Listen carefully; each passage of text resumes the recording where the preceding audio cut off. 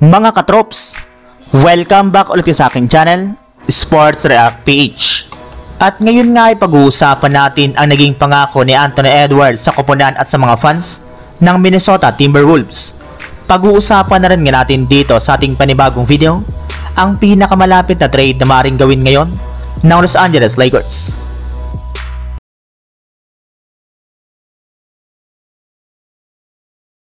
Alam naman nga po ninyo mga katrops, na hindi na nga po maganda ang kalagayan ng Minnesota Timberwolves sa pagpasok nila sa Game 5 ng kanilang serye ngayong araw. Gayong hawak na nga po dito ng Denver Nuggets ang home court advantage.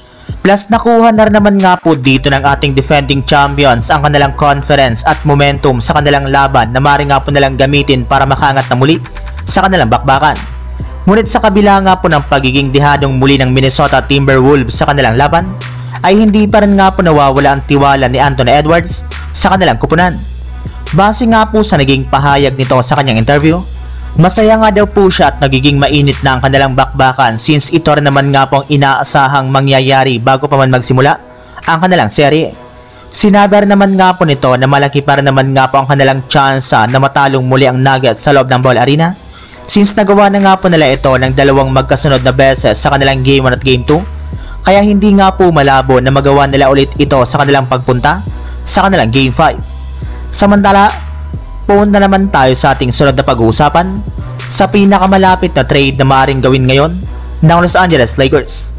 Simula nga po mga katrops nang pumunta si LeBron James sa lugar ng Cleveland sa Game 4 ng Cavaliers laban sa Boston Celtics, ay marami na nga po naghinala na susubukan na nga na pong i-recruit nito ang superstar si Donovan Mitchell, na isa naman nga po sa mga target na superstar na gustong makuha ng Los Angeles Lakers.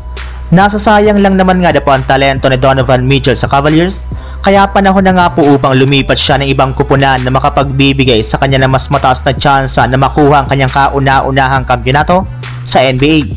Pero ang tanong mga katrops, paano naman nga ba nila ito makukuha?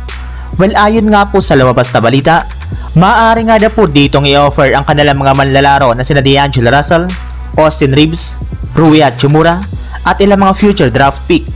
Ayon pa nga po sa lumabas na balita, kung sakasakali man nga na po na hindi makumbinsin ng Lakers ang Cavaliers na i-trade sa kanila si Donovan Mitchell, ay maaari nga na po na kunin na lamang nila ngayong offseason ang sentro nito na si Jarrett Allen na meron na lamang natitirang 1 taon sa kanyang kontrata sa kanilang kupunan.